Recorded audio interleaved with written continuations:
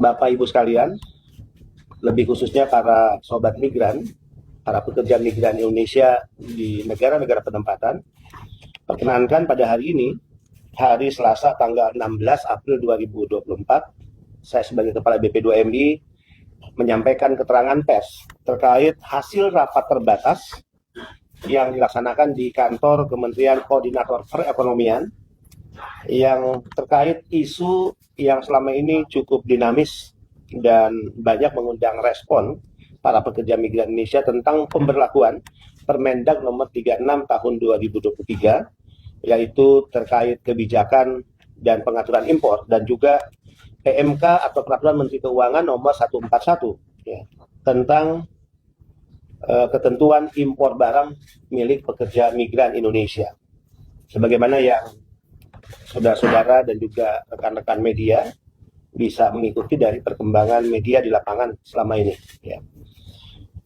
Merespon masalah tersebut, telah dilaksanakan 2 kali rapat di tingkat eselon 1 yang hadir mewakili kementerian lembaga dipimpin oleh Sesmenko Perekonomian, yaitu rapat tanggal 9 April 2024 dan juga rapat tanggal 15 April 2024. Saya ingin sampaikan dalam keterangan pers saat ini, hasil dari pertemuan tersebut, alhamdulillah, ini adalah kabar baik, ini adalah kado istimewa untuk para pekerja migran Indonesia dimanapun di negara-negara penempatan.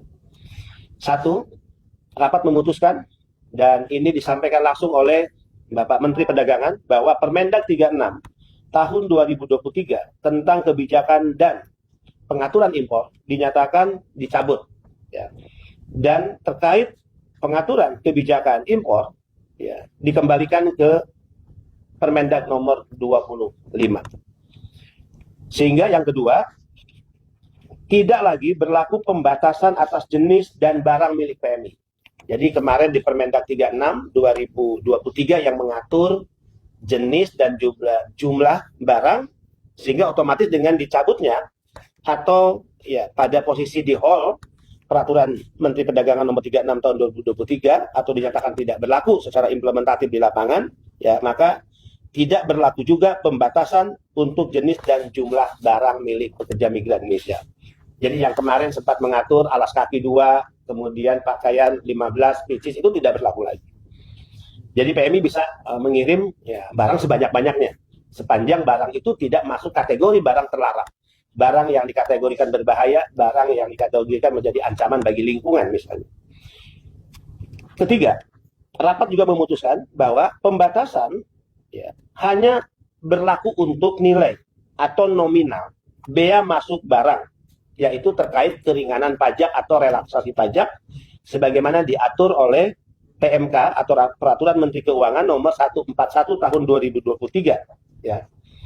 Yaitu Peraturan Menteri Keuangan tentang ketentuan impor barang milik pekerja migran Indonesia, di mana dalam peraturan tersebut ya PMI atau barang pekerja migran diberikan relaksasi pajak 1.500 US dollar dalam 1 tahun. Bisa dibagi dalam 3 kali kiriman atau 1 kali pengiriman atau 2 kali pengiriman ya. Jadi alternatif. Kemudian yang keempat, kelebihan atas barang milik PMI. Nah, jika PMI mengirim barang, tidak lagi ada pembatasan jumlah dan jenisnya. Jadi sepatu tidak lagi dibatasi misalnya 2. Mau ngirim sebanyak-banyaknya itu diserahkan pada PMI.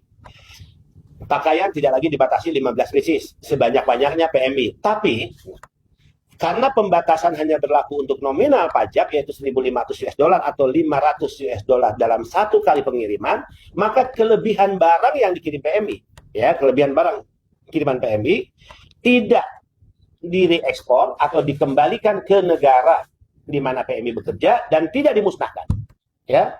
Tapi barang tersebut masuk dalam kategori umum yang tentu sebagai kelebihan dari relaksasi pajak dia harus membayar bea masuk.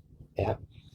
Jadi tidak lagi harus dikembalikan ke negara di mana PMI bekerja atau apalagi dimusnahkan. Tapi otomatis kelebihan barang tersebut masuk dalam kategori barang umum yang harus membayar ya bea masuk atau pajak. Kelima, rekan-rekan sobat migran, tarif umum kelebihan barang dengan bea. Nah, tadi ada yang tanya pasti kan, Nah, kalau yang lain dibebaskan pajaknya, kelebihannya karena sudah tidak dibatasi, tidak dilarang lagi, ya masuk kategori umum, itu berapa pembayaran bea masuknya?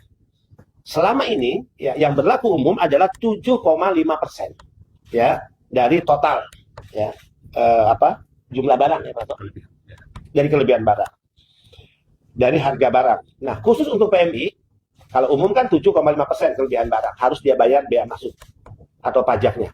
Usulan Pak Menko Perekonomian tadi di state langsung dalam rapat tersebut ya diberikan keringanan kembali sebesar 5%.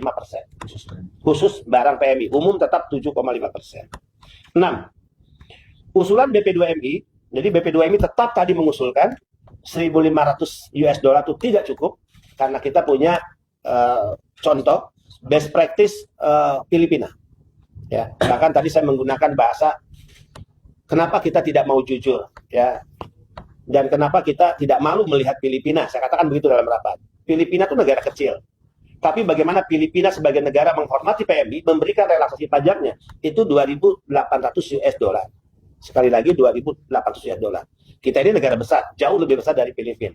Masa kita hanya memberikan 1.500 US dollar? Karena rapat tadi tidak dalam konteks mengambil keputusan itu, karena itu harus langsung presiden, maka Menko Perekonomian Pak Erlangga memberikan dukungan atas usulan BP2MI ya untuk 2.500 US dollar atau minimal 2.500 US dollar. Menteri Perdagangan juga tadi Pak Zulkifli Hasan memberikan dukungan sehingga usulan itu nanti akan dibawa dalam rapat terbatas dengan presiden karena keputusannya harus dalam rapat terbatas dengan presiden. Mudah-mudahan tentu usulan ini akan berhasil.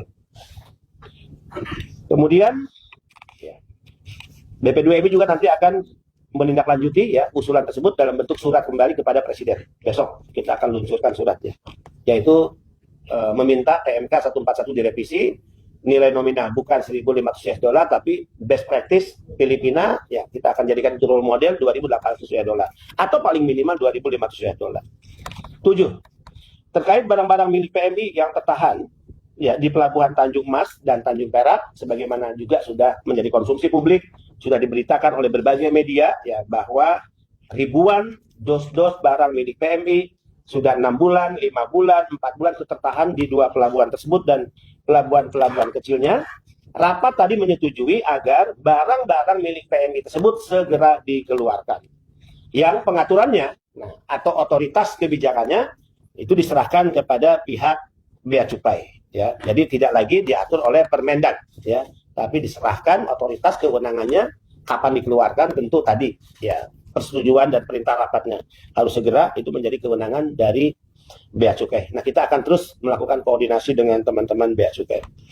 Yang menarik, sobat migran, Bapak Ibu sekalian, rapat tadi tentu ya adalah rapat yang penuh suasana kekeluargaan, terlebih kita baru melewati perayaan Idul Fitri 1445 Hijriah ya. Tadi diawali dengan semangat minal aidin wal faidin, mohon maaf lahir batin ya.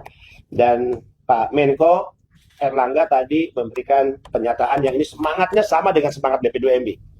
Beliau mengatakan negara tidak boleh atau tidak pantas mencurigai rakyatnya, mencurigai bangsanya. Apalagi para pekerja migran Indonesia ini adalah masyarakat yang sudah bekerja ke luar negeri dan memberikan kontribusi besar kepada negara. Nah, ini sama dengan semangat PMI. Ketika PMI selalu dituduh sebagai sumber ancaman barang-barangnya bagi perekonomian nasional, PMI diposisikan sebagai terdakwa seolah-olah barang yang dikirim PMI ini akan membuat mati bisnis ekonomi UMKM ya. Itu yang saya katakan, negara tidak boleh mencurigai rakyatnya sendiri. Karena barang-barang yang dikirim PMI ini adalah barang-barang yang murni hanya untuk oleh-oleh bagi keluarganya. Jadi bukan barang jasa titipan atau just tip, bukan juga barang komersil dan barang yang akan diperjualbelikan. Jadi semangat Pak Menko Erlangga sama dengan semangat BP2MI. Demikian juga Pak Mendak, Pak Zulkifli Hasan. Tadi semangatnya sama juga. Beliau mengatakan kita tidak ingin membuat peraturan yang membuat masyarakat semakin sulit, tapi kita ingin memberikan kemudahan, ya, kemudahan. Nah, sehingga semangat Pak Mendak untuk memberikan kemudahan, beliau tadi berani dengan mengatakan ya udah cabut tidak berlaku Permendag 36 2023 ya. Dan kita kembali ke Permendag 2005, kemudian masa transisi ini ya harus ada aturan yang segera harus menjadi payung ya, di mana barang-barang PMI lancar masuk, tidak ada pembatasan jenisnya, kemudian jumlah barangnya, dan barang-barang yang sekarang tertampung di pelabuhan dan juga di pelabuhan besar yaitu Tanjung Priok, Tanjung Mas dan juga pelabuhan lainnya itu harus segera diambil langkah-langkah dikeluarkan. Saya ingin mengatakan ya pasca rapat ini tidak boleh lagi ada pihak yang mengatakan ini adalah kemenangan pihak A, ini adalah kekalahan pihak B. Saya ingin mengatakan ini adalah kemenangan kita bersama. Kemenangan ya semua pihak, kementerian, lembaga dan rakyat Indonesia, pekerja migran Indonesia. Ini adalah kemenangan ya atas semangat berbangsa dan bernegara kita semua. Jadi jangan sampai ada yang merasa menang, ada yang merasa kalah, tidak. Ini adalah kemenangan bersama ya pemerintah dan para pekerja migran Indonesia. Ini adalah kemenangan karena kita semua punya semangat berbangsa dan bernegara yang sama. Seperti yang sering saya katakan, negara hadir dan lahir ya dengan satu tujuan, yaitu untuk membahagiakan rakyatnya, untuk mensejahterakan rakyatnya. Mudah-mudahan dengan pengumuman ini, para pekerja migran Indonesia yang sekarang menyaksikan langsung melalui live FB, kemudian juga YouTube ya dan TikTok ya, bisa ikut membagi atas apa yang saya dan juga BP2MI sampaikan ini ke seluruh para pekerja migran Indonesia di seluruh penjuru dunia di mana mereka bekerja. Tidak perlu lagi ada kekhawatiran. Mari bangun semangat kebersamaan, ya mari kita bangun semangat untuk saling menjaga satu sama lain. Kita ingin memastikan bahwa negara hadir dan negara akan memberikan perlindungan yang utuh dan menyeluruh dari ujung ujung rambut sampai ujung kaki kepada setiap pekerja migran Indonesia. Terima kasih Sobat Migran dimanapun Anda berada. Salam sehat dan tetap semangat. Salam merah putih, bendera kita bersama. Wallahul muwaffiq ila aqwamit thoriq. Wassalamualaikum warahmatullahi wabarakatuh.